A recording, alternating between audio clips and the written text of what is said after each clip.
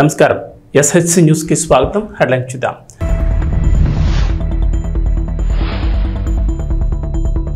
మూడవసారి ప్రధానిగా మోడీ ప్రమాణ స్వీకారం.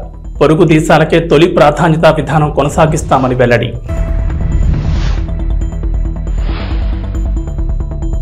చంద్రబాబుకు కత్తి మీద సాములా మారిన మంత్రివర్గ విస్తరణ. కేబినెట్ కూర్పుపై తర్జన భర్జన. తెలంగాణకు రెయిన్ అలర్ట్. నేడు పలు జిల్లాల్లో భారీ వర్షాలు. రికార్డు స్థాయిలో ముచ్చటగా మూడవసారి దేశ ప్రధానమంత్రిగా నరేంద్ర మోడీ ఆదివారం రాత్రి ప్రమాణ స్వీకారం చేశారు. వేడుకగా జరిగిన కార్యక్రమంలో 30 మంది కేబినెట్ మంత్రులు, 5 స్వతంత్ర హోదా కలిగిన సహాయ మంత్రులు, 36 మంది సహాయ మంత్రులుగా ప్రమాణ స్వీకారం చేశారు. అట్టహాసంగా జరిగిన ఈ కార్యక్రమానికి దేశ విదేశాలకు చెందిన వేలాది మంది అతిథులు హాజరయ్యారు. ముఖ్యంగా భారత్ పొరుగున ఉన్న 7 దేశాల అధిపతులు విచ్చేశారు. హిందూ మహాసముద్ర ప్రాంత దేశాల అగ్రనేతలు మోడీ ప్రమాణ స్వీకారోత్సవానికి హాజరయ్యారు.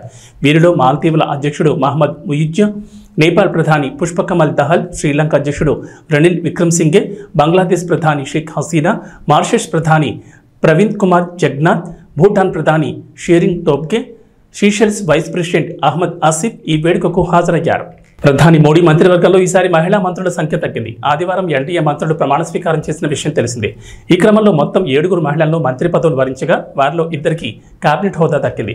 అయితే గత ప్రభుత్వంలో 10 మంది మహిళా మంత్రులు ఉండడం గమనార్హం. మంత్రివర్గంలో తిరుగు చోటు దక్కని వారిలో కేంద్ర మంత్రి స్మృతి ఇరానీ, భారతీ పవార్, సాధ్వి నిరంజన్ జ్యోతి, దర్శనా జార్దోష్, మీనాక్షి లేఖి, ప్రతిమా భౌమిక్ ఉన్నారు. మాజీ మంత్రి నిర్మలా సీతారామన్, బీజేపీ ఎంపీలు అన్నపూర్ణాదేవి, శోభా కరండల్జే, రక్షా ఖడ్సే, సావిత్రి ఠాకూర్, నీముబెన్ బంభానియా, అప్నాదళ్ ఎంపీ అనుప్రియ పటేల్కు మంత్రివర్గంలో చోటు దక్కింది. ఆంధ్రప్రదేశ్లో కొత్త ప్రభుత్వం ఏర్పాటు కానుంది. ఈ నెల 12న నారా చంద్రబాబు నాయుడు ముఖ్యమంత్రిగా ప్రమాణ స్వీకారం చేయబోతున్నారు. అయితే కేబినెట్ కూర్పు ఉత్కంఠగా మారింది. ఈసారి మంత్రి పదవి ఆశిస్తున్న నేతలు ఎక్కువ మంది ఉన్నారు. ముఖ్యంగా టీడీపీ నుంచి ఆశావాహులు ఎక్కువగా ఉన్నారు. పార్టీలో సీనియర్లు చాలా మంది ఈసారి రేసులో ఉన్నారు. అటు జనసేన, బీజేపీలకు కూడా మంత్రివర్గంలో స్థానం కల్పించాల్సి ఉంటుంది.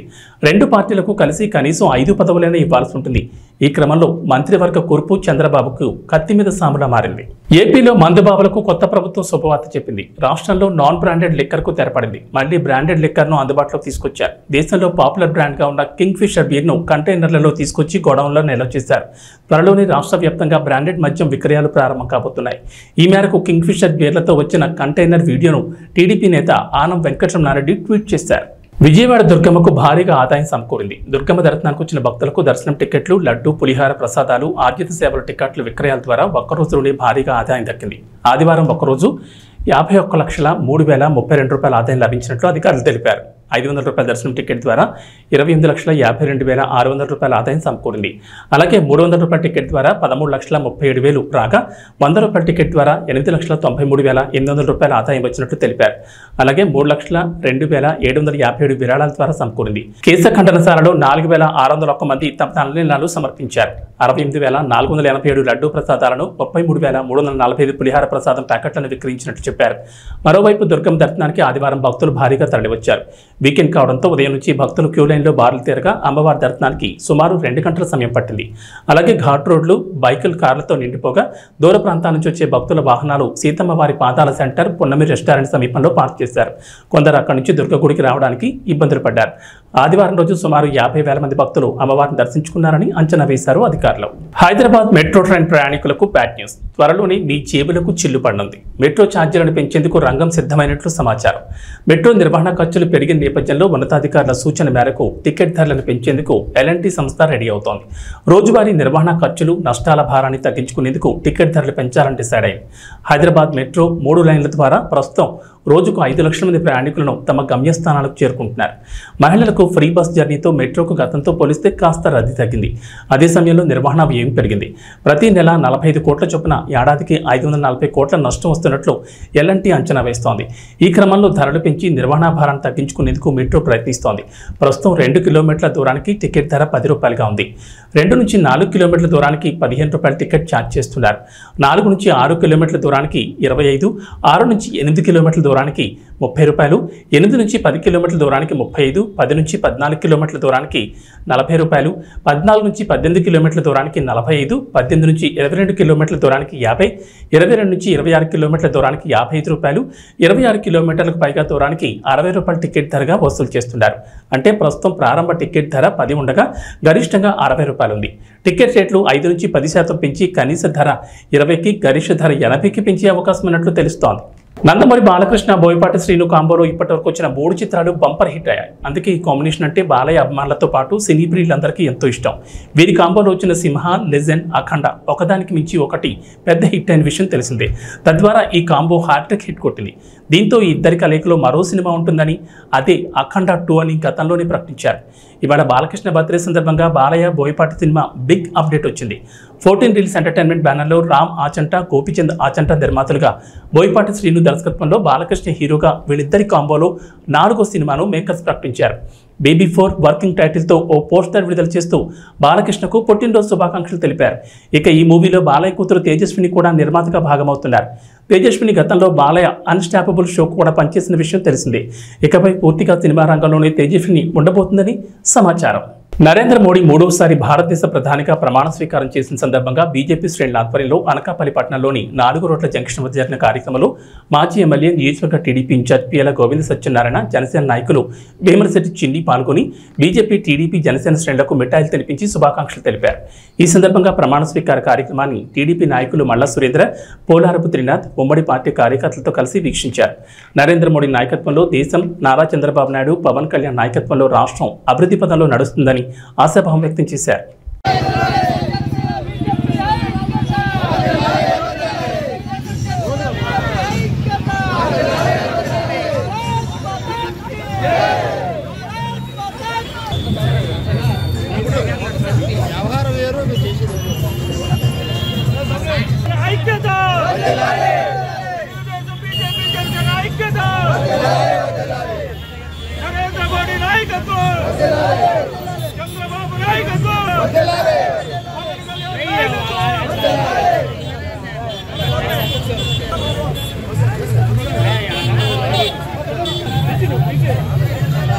కర్నూలు జిల్లా ఆలూరు తాలూకా హోలకుంద మండల కేంద్రంలో నిన్న రాత్రి భారతదేశ ప్రధానిగా నరేంద్ర దామోదర్ మోడీజీ 3వసారి ప్రమాణ స్వీకారం బాధ్యతలు చేపట్టిన సందర్భంగా హోలకుంద మండల కేంద్రంలో బీజేపీ కార్యకర్తలు, టీడీపీ కార్యకర్తలు, జనసేన కార్యకర్తలు పెద్ద ఎత్తున పాల్గొని బాణాసంచా కాల్చి కార్యక్రమాన్ని ఘనంగా నిర్వహించారు.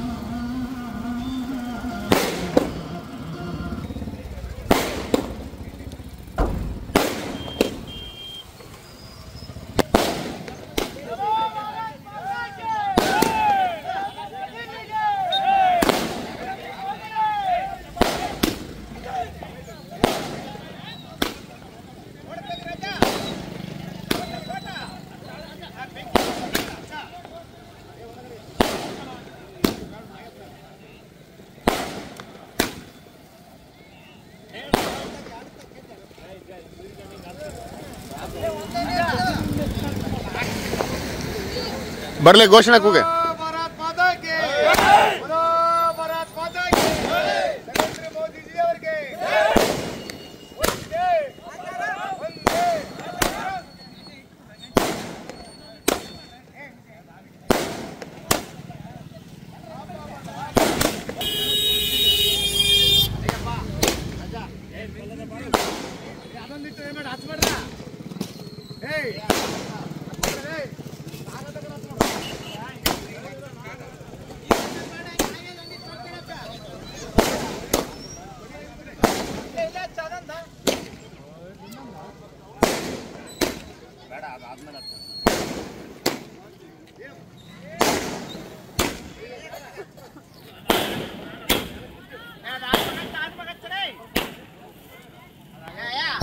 అనంతపురం జిల్లా గుత్తి మున్సిపాలిటీలో విచ్చలవిడిగా విక్రయిస్తున్న నాణ్యత లేని మాంసపు దుకాణాలు పరిశుభ్రత పాటించకుండా చనిపోయిన జీవాలు కోస్తున్నారా లేక ఆరోగ్యంతో ఉన్న జీవాలను కోస్తున్నారా అనేది గుత్తి ప్రజలకు ప్రశ్నార్థకంగా మారింది.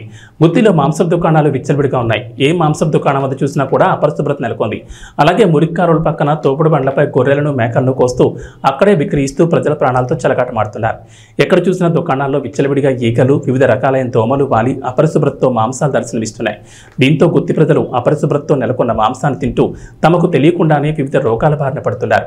కొన్ని దుకాణాల్లో అనారోగ్యాలతో బాధపడుతున్న గొర్రెలను, కోళ్లను కోస్తూ ప్రజల ప్రాణాలను పణంగా పెట్టి తమ వ్యాపారాలను 3 పువ్వులు 6 కాయలుగా వ్యాపారాన్ని పెంచుతూ లబ్ధి పొందుతున్నారు. అయితే గుత్తి 3rd గ్రేడ్ మున్సిపాలిటీ కావున సాధారణంగా మున్సిపాలిటీ హెల్త్ ఇన్స్పెక్టర్ వారంలో 1 సారి లేదా 2 సార్లు మాంసపు దుకాణాలు తనిఖీ చేయాల్సి ఉంటుంది. అలాగే మాంసపు దుకాణాల్లో వస్తువులకు పాల్పడుతున్న మున్సిపాలిటీ అధికారులపై విచారణ చేపట్టి తగు చర్యలు తీసుకోవాలని ప్రజలు కోరుతున్నారు.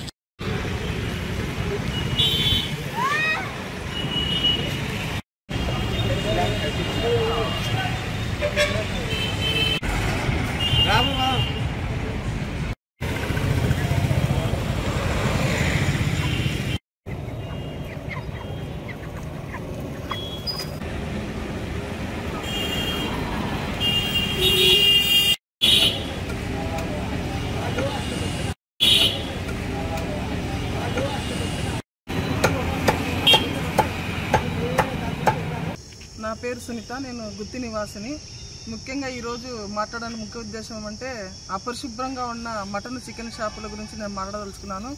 ఎందుకంటే నిత్యం ప్రజలు అపరిశుభ్రంగా ఉన్న చికెన్ని, మటన్ తినుకుంటూ ఎన్నో అనారోగ్యాలకు పాలవుతున్నారు. ఏ చికెన్ షాప్ చూసినా, ఏ మటన్ షాప్ చూసినా అపరిశుభ్రంగా నీట్నెస్గా ఉండాలని చెప్పి చెప్తున్నా కానీ అపరిశుభ్రంగా ఎట్లా అంటే అట్లా కింద పడిన వస్తువు కానీ మళ్ళీ పైకి వేసి అట్లా తూకాలు వేసి ఆ విధంగా వేస్తున్నాడు.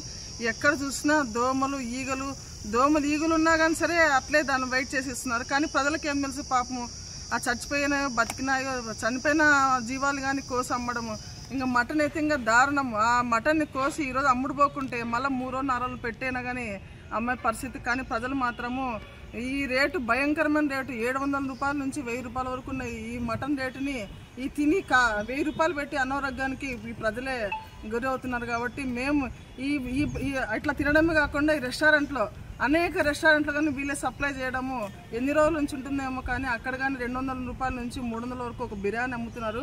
ఆ బిర్యానీ తినడం వల్ల ఎన్నో అనారోగ్యాలు గురి అవుతున్నారు. కాబట్టి ఇది ఎన్నోసార్లు మున్సిపాలిటీకి తెలియజేసినా కానీ దీన్ని పట్టించుకోవడం లేదు. చూస్తున్నట్టుగా వాళ్ళకి ఏమన్నా వసూలు అందుతున్నాయో మాకైతే తెలియదు. కానీ ఇంత పబ్లిక్లో చూస్తున్నా ఒకసారి ఎన్నోసార్లు ప్రజలు చెప్పినా కానీ మీరు అనుకోకుండా వెళ్ళి కానీ పరీక్షించవచ్చు. చెప్పింది ప్రజలు చెప్తే నిజమా అబద్ధం కానీ పరీక్షించుకోకుండా ఈరోజు విచ్చలవిడిగా అమ్మకాలు జరుగుతున్నాయి. ప్రతి మటన్ షాపులో దోపిడీ. ప్రజలు ఎట్లా దోపిడీ చేస్తున్నారంటే ప్రతి ఒక్క తినేవాడిని దోపిడీ చేస్తున్నారు. ఈరోజు నీళ్లు కొట్టి కిలో మాంసము 1000 రూపాయలు కొంటే అక్కడ వచ్చేది 1/2 కిలోనే. ఆ బోన్స్ అవని చెప్పేసి మనకు వచ్చి ఇంటికెళ్ళి చూసి 1/2 కిలోని ఉంటుంది. ఇలా విచ్చలవిడితనము దోపిడీ. అదేవిధంగా ఈ చెత్తనంతా, ఇదంతా మాంసము, ఇవన్నీ వేస్టేజ్ అంతా ఎక్కడ వెళ్తున్నారు? అక్కడ గుంటక రోడ్లో అక్కడ వెళ్తే కానీ అటు సైడ్ ఎవరు వెళ్ళినా విపరీతమైన వాసన.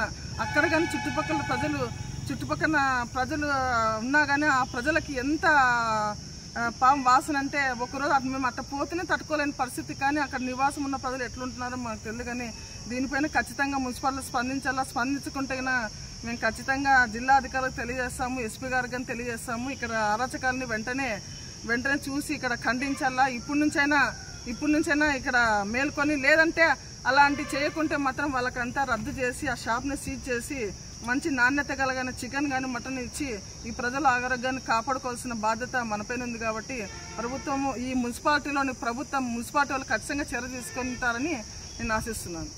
నా పేరు లాలెప్ప. ఇక్కడ చికెన్ అమ్మేవాళ్ళు, మటన్ అమ్మేవాళ్ళు నీళ్లు కొట్టి కేజీల ప్రకారంగా కిలోని 1/2 కిలోగా వస్తుంది. 2 కిలోలు తీసుకుంటే 1 కిలో పావు వస్తుంది. నీళ్లు కొట్టి అమ్మే దాని నుంచి ప్రజలు చాలా ఇబ్బందులు పడుతుంటారు.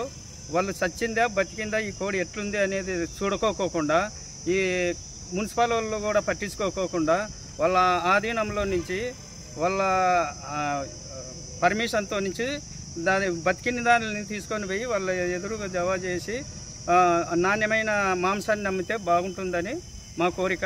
అందులో చికెన్ కోళ్ళు కోసినప్పుడు దాన్ని ఈకలు తీసుకొని పోయి ఎక్కడో దూరంగా పారేయకోకుండా ఊరి లోపలే పారేసుకుంటూ జనాలంతా అనారోగ్యానికి గురవుతుంటారు. అక్కడ ఉండే వాళ్ళంతా నివాసం ఉండే వాళ్ళంతా చాలా అనారోగ్యాలకు గురవుతుంటారు. కాబట్టి దీని మీద యాక్షన్ తీసుకొని చర్య తీసుకోవాలని కోరుకుంటూ, మటన్ కోసే వాళ్ళ దగ్గర చికెన్ కోసే వాళ్ళ దగ్గర దోమలు ఈగలు నానా ఆడ చాలా గలీజ్ ఉన్నా కూడా వాళ్ళు మటన్ కోస్తూ ఆ దోమలు ఈగలు వాళ్తుంటాయి. దాని మీద కూడా ఎవరు యాక్షన్ తీసుకోకుండా అమాయకులు ప్రజలు ఏం చేస్తారు పాపం, ఏదో కావాలని వాళ్ళు ఉన్నట్లుండి సడన్గా వచ్చి కొట్టించుకోవడము తీసుకొని పోవడము, అది చచ్చిందా బతికిందా అనుకోకుండా ఆ మటన్ కోసేసాట సైడ్ కాలువలు ఉన్నాయి, దానిలో డ్రైనేజ్ అంతా మొత్తం వస్తుంది. ఆ దోమలన్నీ పడి దాని మీద ప్రజలు అనారోగ్యానికి గురి అవుతుంటారు. కాబట్టి మున్సిపల్ ఆఫీసులు కానీ ఇంకా పైన అధికారులు యాక్షన్ తీసుకొని, లేదంటే మేము కూడా ఎస్పీ జిల్లా ఎస్పీ గారికి కూడా మేము కంప్లైంట్ చేయాల్సి వస్తుంది దీని మీద. కాబట్టి తగిన చర్య తీసుకొని దీని మీద చేయవలసిందిగా కోరుతున్నాం. బీజేపీ కేంద్రంలో మూడోసారి అధికారంలోకి రావడంతో కర్నూలులో ఆ పార్టీ నాయకులు సంబరాలు చేసుకున్నారు. నరేంద్ర మోడీ మూడోసారి ప్రధానమంత్రిగా ప్రమాణ స్వీకారం చేయడంతో కర్నూలు జిల్లా బీజేపీ కార్యాలయం ముందు బీజేవైఎం ఆధ్వర్యంలో బాణాసంచా కాల్చి మిఠాయిలు పంచి సంబరాలు చేసుకున్నారు. నరేంద్ర మోడీ ఆధ్వర్యంలో దేశం ఎంతో అభివృద్ధి చెందిందని, వచ్చే 5 సంవత్సరాల్లో భారతదేశం మరింత అభివృద్ధి చెందుతుందని బీజేపీ నేతలు తెలిపారు. అందరికీ నమస్కారం. ఈరోజు నరేంద్ర మోడీ గారు మూడోసారి ప్రధానమంత్రిగా ప్రమాణ స్వీకారం చేస్తున్న శుభ సందర్భంలో కర్నూలు జిల్లా బీజేవైఎం తరఫున బీజేపీ పార్టీ తరఫున నుంచి విజయోత్సవం జరుపుకుంటున్నాము. అందరికీ మంచి చేస్తున్నారు, అంతే ఇంకా ముందు కాలంలో కూడా మంచి చేస్తాడు మోడీ గారు. అందుకోసమే మూడోసారి ప్రమాణ స్వీకారం కూడా చేస్తున్నారు ఈరోజు. అందుకోసమే అందరం విజయోత్సవంగా చేసుకుంటున్నాం. ఈరోజు జంపాల కేశవరాం చౌదరి, బీజేవైఎం జిల్లా అధ్యక్షుడు. ఈరోజు చాలా గొప్ప పరిణామం. దేశవ్యాప్తంగా కూడా భారతీయ జనతా పార్టీ కార్యకర్తలు, నాయకులు, అభిమానులందరూ కూడా పెద్ద ఎత్తున కూడా విజయోత్సవ సంబరాలు చేసుకుంటున్న సందర్భంగా మన ప్రియతమ ప్రధాని నరేంద్ర మోడీ గారు మూడోసారి ప్రధానమంత్రిగా చేపట్టిన సందర్భంగా దేశవ్యాప్తంగా కూడా అనేక రకాల కార్యక్రమాలు ఈరోజు నడుస్తూ ఉన్నాయి. నరేంద్ర మోడీ గారు విజయం సాధించడం కనుక అనేక మంది కార్యకర్తల యొక్క కృషి ఉన్నది. భారతీయ జనతా పార్టీ పట్ల ప్రజలకు కూడా నమ్మకం ఇది. రాబోయే రోజుల్లో కూడా నరేంద్ర మోడీ గారి నాయకత్వాన్ని ఈ దేశ ప్రజలే కాదు ప్రపంచ వ్యాప్తంగా కూడా అనేక దేశాలు కూడా సంప్రదించేటువంటి పరిస్థితి ఈరోజు ఏర్పడిందంటే ఇది ఒక నరేంద్ర మోడీ గారి యొక్క దృఢమైన నాయకత్వం కావచ్చు, నరేంద్ర మోడీ గారి యొక్క సంక్షేమ కార్యక్రమాలు కావచ్చు, తాడిత పీడిత బడుగు బలహీన వర్గాలు ఎవరైతే ఉన్నారో వాళ్ళందరికీ కూడా ఈ యొక్క సంక్షేమ కార్యక్రమాలు అందించిన ఘనత నరేంద్ర మోడీ గారికి అని చెప్పేసి ఈ సందర్భంగా తెలియజేస్తున్నాం.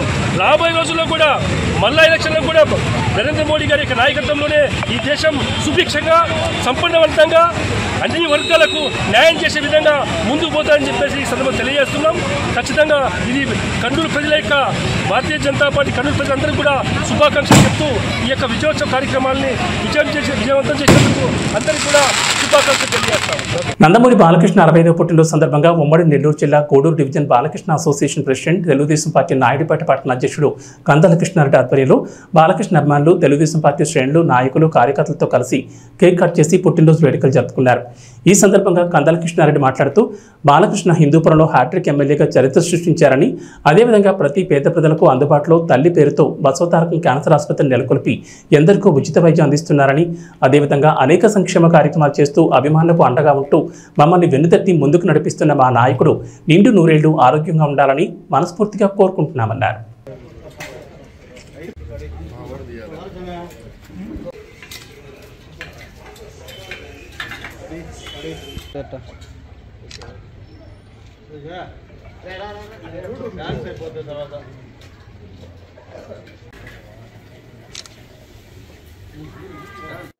జై బాలయ్య, జై బాలయ్య, జై బాలయ్య, జై బాలయ్య, జై బాలయ్య, జై బాలయ్య, జై బాలయ్య, జై బాలయ్య, జై బాలయ్య, జై బాలయ్య, జై బాలయ్య, జై బాలయ్య.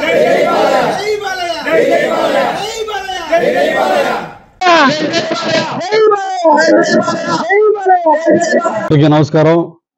ఈరోజు 64 సంవత్సరాలు పూర్తి చేసుకుని మా ముద్దుల మామయ్య, మా ముద్దుల బాలయ్య 65వ సంవత్సరంలో అడుగు పెడుతున్న సందర్భంగా ఈరోజు నాయుడుపేట పట్టణంలో ఆధ్వర్యంలో ఈరోజు కేక్ కట్ చేయడం జరిగింది. మా హీరో హ్యాట్రిక్ సాధించిన సందర్భంగా, ఏ హీరోకి లేని ఘనత మా హీరోకి 3 సార్లు హ్యాట్రిక్, 3 సార్లు వస్తుగా గెలిచాం. దీనికి సందర్భంగా శుభాకాంక్షలు తెలియజేసుకుంటూ మా బాలయ్య నిండు నూరేళ్ళు బసవతారకం క్యాన్సర్ హాస్పిటల్కి అయితేవి, హిందూపురంకి అయితేవి, బాలకృష్ణ అభిమానులకి అయితేవి అందరికీ సేవలు అందించి మమ్మల్ని అందరినీ ఒక దారిలో తీసుకొచ్చి మమ్మల్ని నడిపిస్తారని మాకు ఆయన ఆశాకిరణంగా కనిపిస్తున్నారు. మమ్మల్ని ముందు నడిపిస్తున్న మా బాలయ్యకి మరొకసారి ప్రత్యేకంగా ధన్యవాదాలు, శుభాకాంక్షలు తెలియజేసుకుంటున్నాను. థ్యాంక్ యూ మధ్యర క్యాంపు కార్యాలయంలో డిప్యూటీ సీఎం భట్టి విక్రమార్కను ఎన్టీఆర్ జిల్లా జగ్గైపేట టీడీపీ ఎమ్మెల్యే శ్రీరామ్ తాతయ్య రైతులతో కలిశారు. ఎన్టీఆర్ జిల్లా వర్చవాయి మండలం పోలంపల్లి ప్రాజెక్టుకు తెలంగాణ వైపు పడ్డ గండిని పూడ్పించాలని విజ్ఞప్తి చేశారు.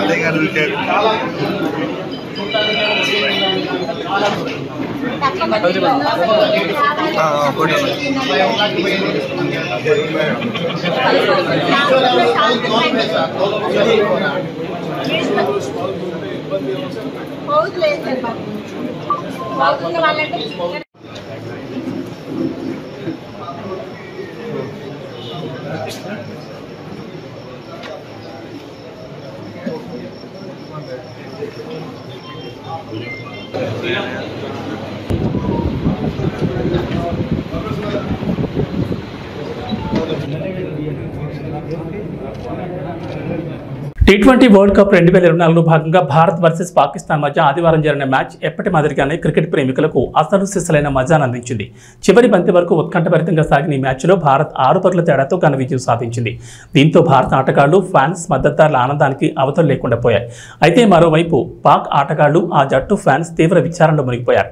పాక్ డ్రెస్సింగ్లో అందరూ భారమైన హృదయాలతో కనిపించారు. 120 పరుగుల లక్ష్యాన్ని ఛేదించలేక చతికిల పడడంతో పాకిస్తాన్ అభిమానులు నిరాశకు గురయ్యారు. ఇక వాతావరణ విషయానికి వస్తే నైరుతి రుతుపవనాలు తెలంగాణలో క్రమంగా విస్తరిస్తున్నాయి. రానున్న 2 రోజుల్లో తెలంగాణ అంతటా రుతుపవనాలు విస్తరించే ఛాన్స్ ఉందని హైదరాబాద్ వాతావరణ శాఖ అధికారులు చెప్పారు. దీనికి తోడు తెలంగాణపై ఉపరితల ఆవర్తనం కూడా కొనసాగుతోందని, దీని ప్రభావంతో తెలంగాణలో 2 రోజుల పాటు ఓ మోస్తరు నుంచి భారీ వర్షాలు కురుస్తాయని చెప్పారు. నేడు రంగారెడ్డి, వికారాబాద్, సంగారెడ్డి, మెదక్, మహబూబ్ నగర్, నాగర్ కర్నూల్, ఖమ్మం, నల్గొండ, సూర్యాపేట, వనపర్తి, నారాయణపేట, జోగులాంబ గద్వాల్, హైదరాబాద్ జిల్లాలో వర్షం కురుస్తుందన్నారు. భారీ ఈదురుగాలులు వీచే ప్రమాదం ఉందని, గంటకు 30 నుంచి 40 కిలోమీటర్ల వేగంతో గాలులు వీస్తాయన్నారు. ఉరుములు, మెరుపులతో పాటు పిడుగులు పడే ఛాన్స్ ఉందని జాగ్రత్తగా ఉండాలని ప్రజలను హెచ్చరించారు. రుతుపవనాలు వేగంగా వ్యాపించడం, ఉపరితల ఆవర్తనం కారణంగా పలు జిల్లాలకు ఎల్లో అలర్ట్ జారీ చేసింది వాతావరణ శాఖ. ఇక ఉత్తర తెలంగాణలో కొన్ని చోట్ల ఇంకా గరిష్ట ఉష్ణోగ్రతలు నమోదవుతున్నాయి. రుతుపవనాల కారణంగా అంతటా విస్తరించిన తర్వాత ఉత్తర తెలంగాణలో సైతం వర్షాలు కురిసే అవకాశం ఉందని వాతావరణ శాఖ అంచనా వేసింది. అటు ఏపీలోనూ కొన్ని చోట్ల వర్షాలు కురుస్తున్నాయి. రుతుపవనాల ప్రభావంతో రాయలసీమలో వర్షాలు పడుతున్నాయి. ఏవీ బులెటిన్ విశేషాలు. నమస్కారం.